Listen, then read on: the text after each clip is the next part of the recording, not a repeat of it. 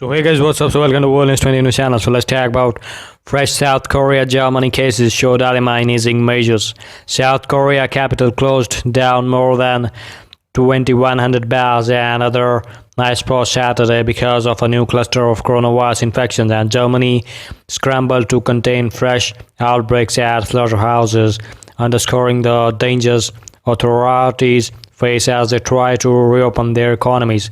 Elsewhere, Belarus, which has not locked down despite increasing case numbers, saw tens of thousands of people turn out to mark Victory Day, the anniversary of the Nazi Germany's defeat in 1945.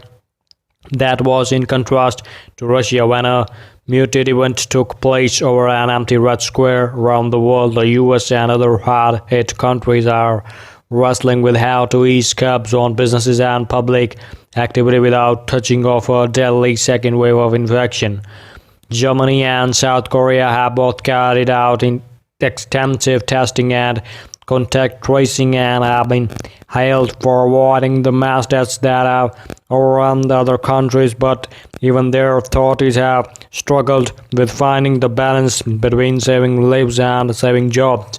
In South Korea, where a decline in new cases had prompted the government to loosen up, Seoul shut down thousands of nightclubs, hostess bars, and discos after dozens of infections were linked to the clubgoers who went out last weekend as the country relaxed its social distancing guidelines.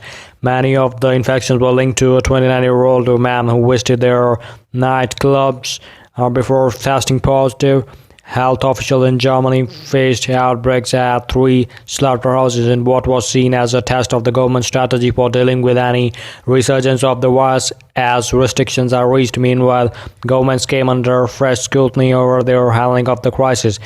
German Foreign Minister Heiko Maas said Europe must acknowledge that it wasn't well prepared for the outbreak worldwide. The virus is confirmed to have infected over 3.9 million people and killed more than 275,000 people, according to a tally by Johns Hopkins University. At Italy, she saw people return to the streets for their traditional aperitives and revel in the fine weather restrictions there have eased.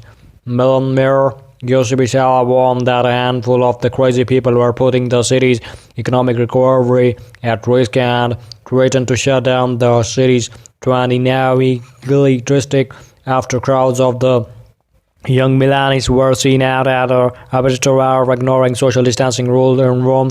The capo del flower and the wax vegetable market was bustling Saturday morning. The first weekend Italians were allowed outside for more than just work and necessities. The Campo Pisa long center of the nightlife has also come back to the life at the evening aperitivo hour, but confusion was about now allowed and what is not. Great frustration for the business owners.